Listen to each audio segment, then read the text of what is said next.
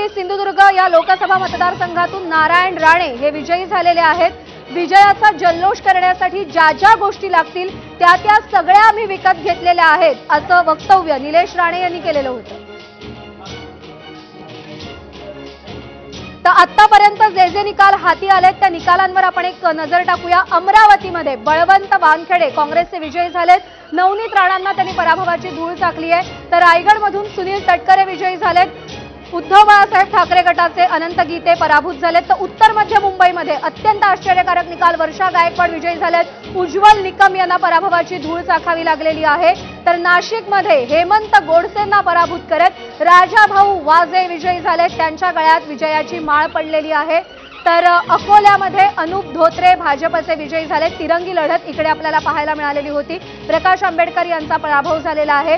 तर वर्ध्यामध्ये रामदास तडस यांच्यासमोर मोठं आव्हान उभं करत राष्ट्रवादी पवार गटाचे अमर काळे विजयी झालेले आहेत। वायनाडमध्ये राहुल गांधी विजयी झालेत, परंपरागत त्यांचा हा मतदारसंघ राहिलेला आहे। तर नंदुरबारमध्ये गोवाल पाडवी विजयी झालेत, जायंट किलर ठरलेले हीना गावित यांना पराभवाची धूळ चारवलेली आहे गोवाल पाडवी यांनी। तर पालघरमध्ये हेमंत सावरा विजयी झालेत, त्यांच्या विरोधात होत्या भारती कांबडी उद्धव बाळासाहेब ठाकरे गटाच्या। तर दक्षिण मध्य मुंबईमध्ये सुद्धा एक आश्चर्यकारक निकाल समोर आला, अनिल देसाई शिवसेना ठाकरे गटाचे विजयी झालेत, विद्यमान खासदार राहुल शेवाळेंना पराभूत केले। तर सांगलीमध्ये तिरंगी लढत होती, चंद्रहार पाटील विरुद्ध संजय काका पाटील विरुद्ध विशाल पाटील, त्यामध्ये विशाल पाटील यांच्या गळ्यात विजयाची माळ पडलेली आहे।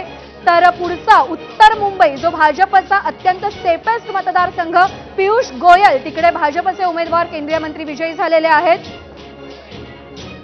तर त्याच्या पुढे जर पाहिलं तर कोल्हापूरमध्ये छत्रपती शाहू महाराज विजयी झालेत, विद्यमान खासदार जे होते संजय मंडलिक यांना पराभवाची धूळ चाखावी लागलेली आहे। पुढचा निकाल आपण पाहतोय, महाराष्ट्रातले कल आपण पाहतोय, नारायण राणे 48,000 मताधिक्यानं विजयी झालेले आहेत। शिर्डीमध्ये भाऊसाहेब वागचौरे विजयी झालेत। तर मुंबई उत्तर पश्चिम मधून अमोल कीर्तीकर फार मोठ्या लीडने नाही पण अमोल कीर्तीकर विजयी झालेत। रवींद्र वायकर यांचं आव्हान होतं, अगदी शेवटच्या टप्प्यामध्ये त्यांची सीट जाहीर झालेली होती। कल्याण डोंबिवलीचा गड राखण्यामध्ये श्रीकांत शिंदे यांना यश मिळालंय, मुख्यमंत्र्यांची प्रतिष्ठा राखली गेलेली आहे। तर बारामतीमध्ये महाराष्ट्रातली सगळ्यात मोठी फाईट, सुप्रिया सुळे विरुद्ध सुनेत्रा पवार, सुप्रिया सुळेंच्या गळ्यामध्ये विजयाची माळ पडलेली आहे। तर पुण्यामध्ये मुरलीधर मोहोळ तिरंगी लढत होती, रवींद्र धंगेकर विरुद्ध मुरलीधर मोहोळ विरुद्ध वसंत मोरे, मुरलीधर मोहोळ यांच्या गळ्यामध्ये विजयाची माळ पडलेली आहे। आणि भाजपनं पुण्याचा आपला गड राखलेल्या नागपूरमध्ये नितीन गडकरी विजयी झालेले आहेत, विकास ठाकरे त्यांच्या विरोधात निवडणुकीच्या रिंगणामध्ये होते। तर पुढची लढत आहे जळगावमध्ये, भाजपच्या स्मिता वाघ विजयी झालेल्या आहेत। रावेरमध्ये रक्षा खडसे यांच्या गळ्यामध्ये विजयाची माळ पडलेली आहे, करण पवार यांचा तिकडे पराभव झालेला आहे।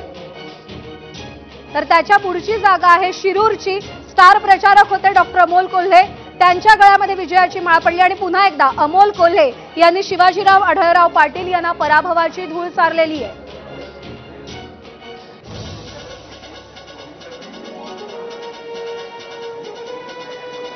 तर सध्या आपण दृश्य पाहतोय नारायण राणे यांची, नारायण राणे यांचा काही हजार मतांनी रत्नागिरी सिंधुदुर्गमध्ये विजय झालेला आहे आणि त्यांच्या विजयाचा सर्टिफिकेट जिल्हाधिकारी त्यांच्या हाती सुपूर्द करतायत। नारायण राणे गुलालात रंगलेले आहेत, त्यांच्या विजयाचा आनंद कार्यकर्त्यांमध्ये आपल्याला अगदी स्पष्ट दिसतोय।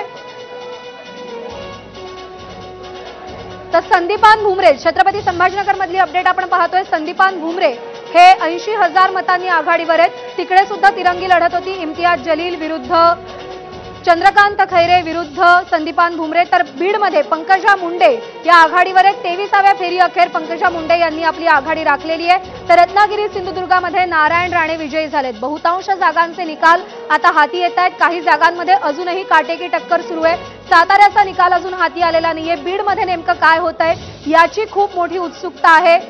त्यामुळे नेमकं काय होतंय, नेमकी आता किती जागांचा निकाल बाकी राहिलेला आहे आणि त्या जागांवरती कोणाचे उमेदवार विजयी होणार याची मोठी उत्सुकता आहे।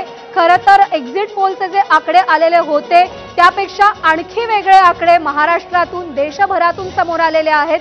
सध्या आपण आकडेवारी पाहतोय, महायुतीला 18 तर महाविकास आघाडीच्या पारड्यामध्ये 29 जागांचा कल सध्या आपल्याला दिसून येतोय। जे एक्झिट पोलचे आकडे हाती आलेले होते त्याच्यामध्ये 24-23चं मार्जिन आपल्याला दिसत होतं. 24-23 अशी जागांची विभागवारी आपल्याला दिसत होती. पण सध्या जे आकडे